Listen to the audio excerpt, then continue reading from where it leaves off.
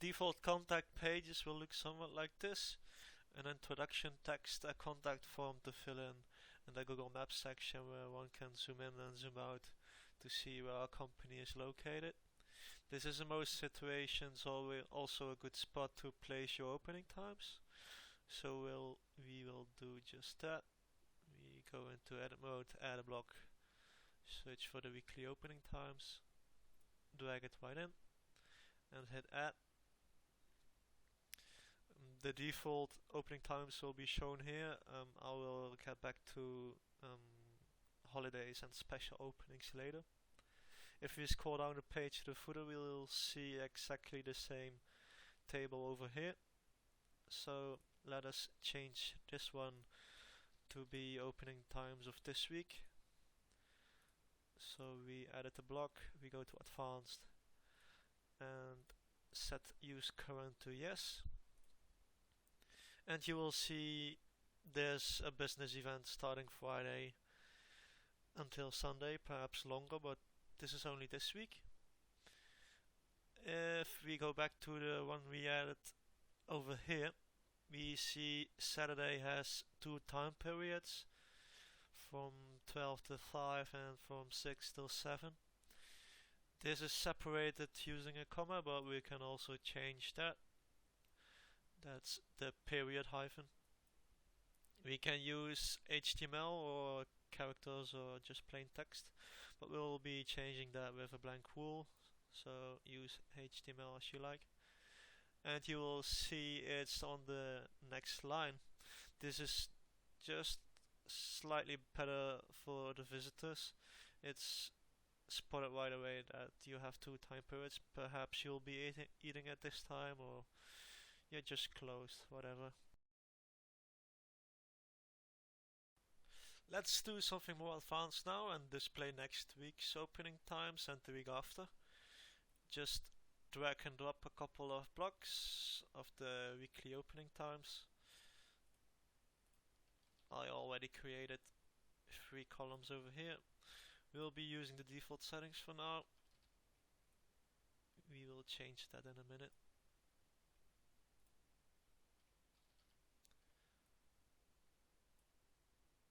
Hit add.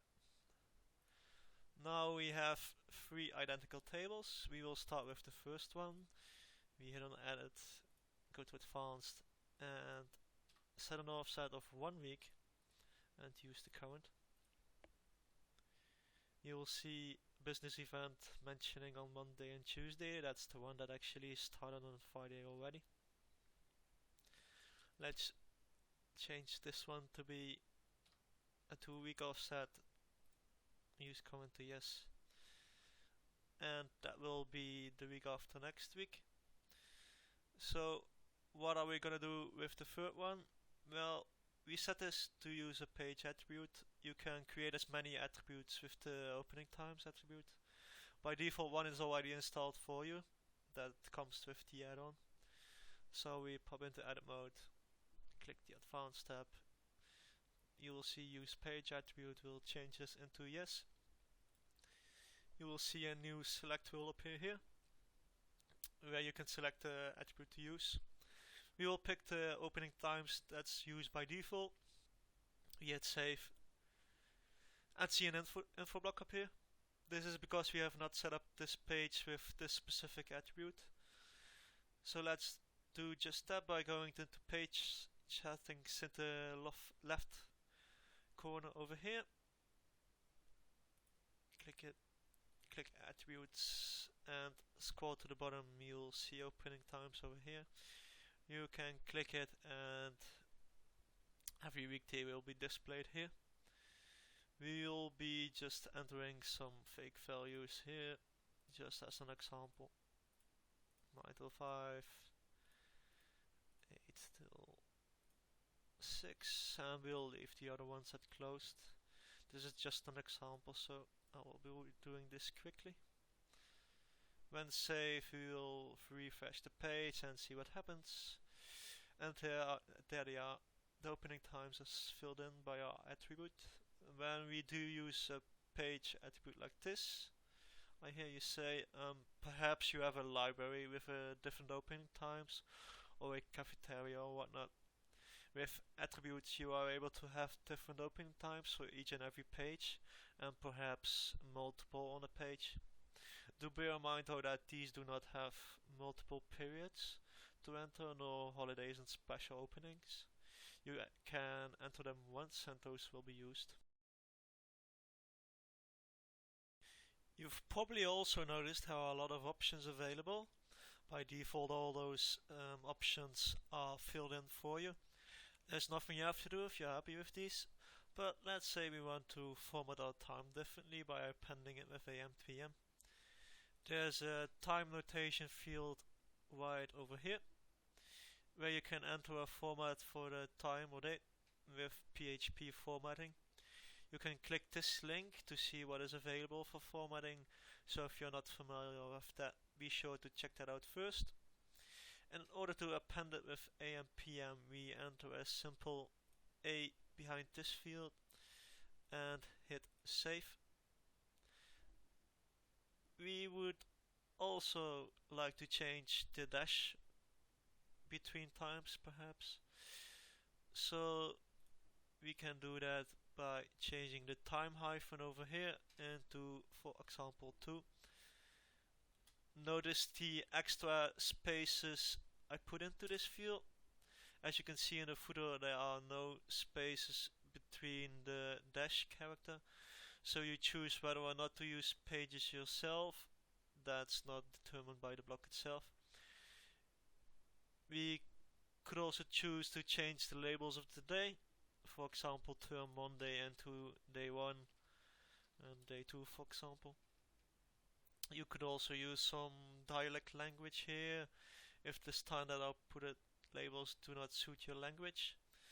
There are a whole lot of options you can play with to make the table look exactly how we want it to be.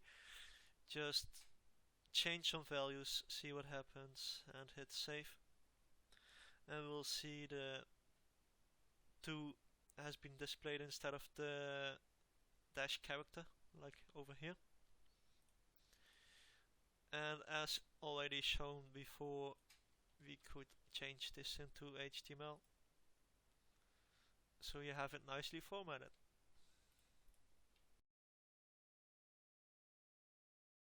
In some cases you may even want to let your visitors know if you are open today or closed or on holidays.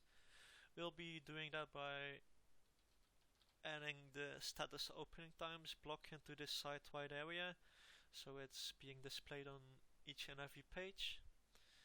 And we simply hit add.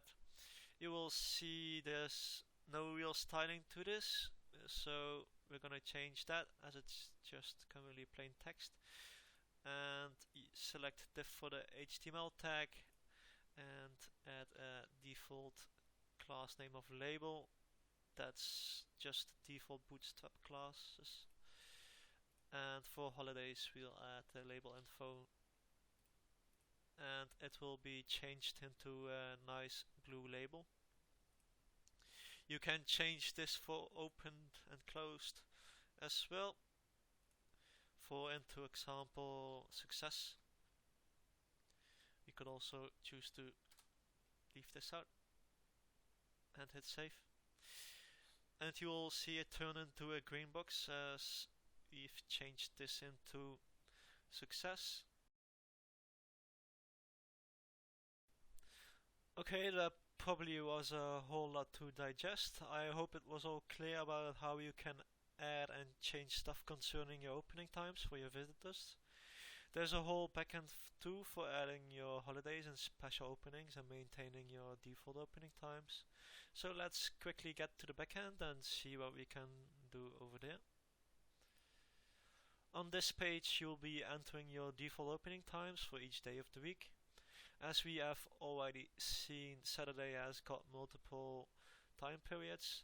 This was done by just clicking the add period like this. You know, you can enter a start time and an ending time. And when we scroll down you can hit publish opening times, and when you click this, this will actually be saved. But in this case, you see your Saturday time start 1900 is not greater than the last time and 1900. So we have to choose a later timestamp. That will be just 5 minutes later. Each day when not closed needs at least one time period. You are free to add as many time periods as required and delete them afterwards using the delete button like this. Let us display how the time period will show for Saturday. That will be like this. So we've added 1905 here till 10 o'clock. Holidays work more or less the same, although we enter a start date and an end date instead of times. Use the add holiday button over here to add a holiday and use the delete button to delete it. I think that's pretty straightforward. Special openings work more or less the same as the default opening times, although we enter both date and time periods, or just one period as you please, that's up to you. Adding periods is something I already explained earlier, so no need for explaining that again. There's a note filled in saying the church is closed. This is something you can actually use in your tables as well to let the visitors know why you are opened on a Sunday like that. We will edit the block. Let's see. That's this one. And add the note using a second variable that will be percentage to $S. And if you save that, we'll see there's no spacing between the time and the note we just entered. So we'll change this one again into special openings and use some HTML here, a blank wall and some emphasizing this, and also close this tag and hit save. And this is how I wanted to show you. This coding with the percentage to $S can be confusing for most of you guys, and perhaps some may not know what they're doing. I will be providing examples upon request if you just let me know what you are trying to achieve. Perhaps most of you will not be needing a thing like this, but in case you are, just contact me and will help you out with that. Just one last thing I want to show you. There is one other template shipped along with the block type. This is styled just a little bit, but this can help you or your developer style things to be to your likings. We click the block, hit design and custom template. We hit this little icon on the right and choose the table styled and hit save. And you will see some styling has changed. The days are in a light grey color and notes are in italic font style. If we change the other ones as well to table style, you can see some little differences. There you go. You'll see on this one Friday is underlined. That's because this is a page attribute and it's not each and every week. So you can see it's currently Friday, but if we look at this one, this is from this week, it's Friday, but it's actually today.